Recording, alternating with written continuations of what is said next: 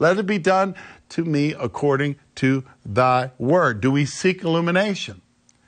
Do we seek wisdom? Not my will, Lord, but thy will be done. Do we actually ever take the time to read the story, wrestle with its meaning, trying to figure out what Jesus is trying to teach us? So number one, do we listen? Secondly, let's talk about this whole business of being transfigured. His insides come to his outside. His face begins to shine like the sun. But what if that happened to Peter, James, and John?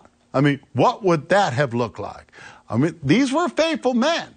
They were disciples of Jesus. They were righteous men. They were sincerely trying to understand Jesus and become good disciples. No matter how much we worship, no matter how good we try to be, we will never be good enough. The Son of Man must suffer greatly and be rejected by the elders, the chief priests, and the scribes, and be killed and rise after 3 days. Yes, the transfiguration can be a terrifying prospect, but it also can be a beautiful one. Because when Jesus endured that suffering, when he died on that cross, he took our insides and washed us.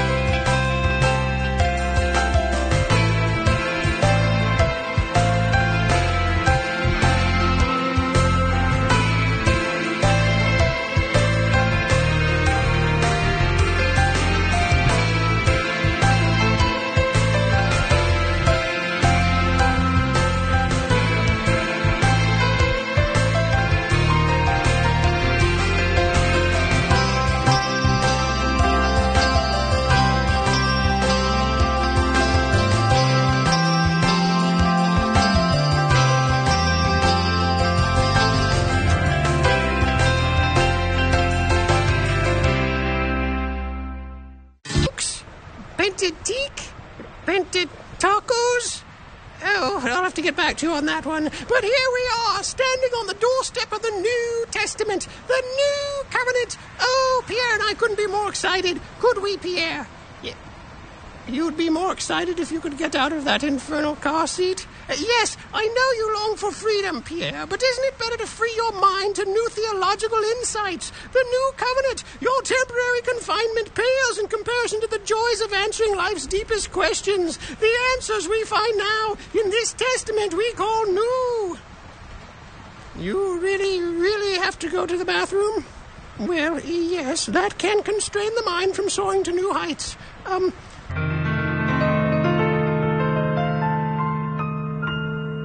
If you've been wondering how to make this life on earth make sense, you need one book to help apply the past to present tense.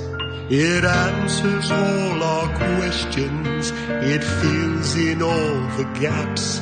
It takes the truth of heaven and then drops it in our laps. Ow. Who made the sun? Who made the moon? Who made the aardvark and baboon? Who made this species human and then dropped us here on Earth? Who made the whales and polar bears? Who knows our names and numbers, hairs? Who never sleeps and always cares and tells us what we're worth? Do you know what's in the Bible?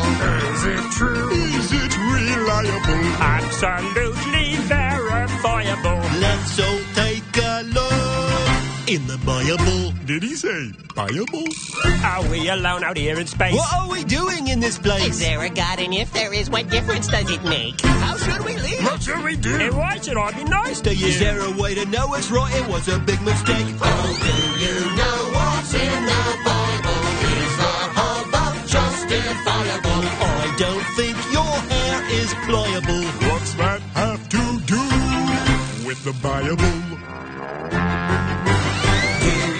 And they keep messing up. They do a little good, then they do a little bad. Then they do a little good, then they do really bad. Kinda like me. Kind of like all of us. The Old Testament shows us how holy God is, how perfect He is, and how none of us can live up to His standard. We can't go to God, so God announces that He is going to come to us. a savior, a messiah.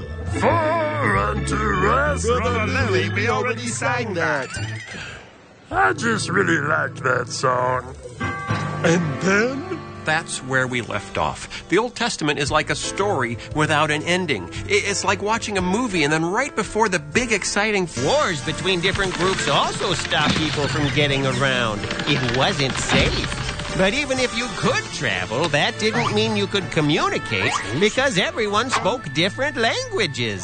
I can see where that would make it hard for a new idea to spread around the world. Yep, communicating was hard and traveling was even harder. But over the next 400 years, all of that would change. The writing of the Old Testament stopped around 450 BC, when the Persian Empire is still going strong.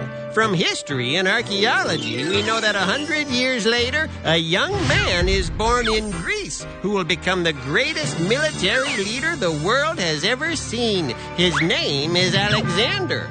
Asia, even in Jerusalem, were learning to read and write in Greek. One language for the whole world. That's one of the things we need to spread an idea. What about the other stuff? Roads. And peace. It needs to be safe to travel. After Alexander died, his generals cut his empire into 4 pieces, just like Daniel had prophesied in the book of Daniel.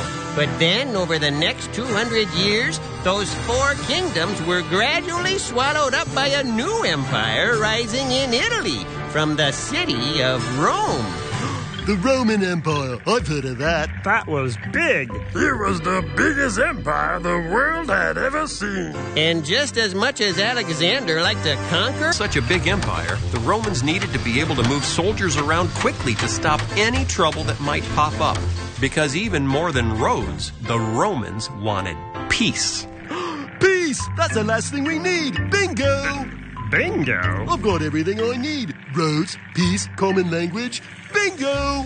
Now the ancient world was experiencing Pax Romana. That's Latin for Roman peace. God was orchestrating history. Starting in 27 BC and going till about 70 AD was a 100-year period of time where everything was lined up perfectly so that something starting with the Jews in Jerusalem could spread like wildfire through the whole world. You say Communication, that's communication. then you're gonna have to travel, and roads are gonna help you on your way. Transportation, that's transportation. One language all to speak, And thanks to Alexander, that language will be Greek. and going far from home. Good roads will make it easy, and for that we're thanking Rome. Hey Clive, it's not much fun travelling when you get attacked by bandits or you keep running into wars. No, Ian, it isn't much fun travelling when you get attacked by bandits or you keep running into wars. So it seems like there's one more thing we need for this blessing to really spread. What's that, Ian?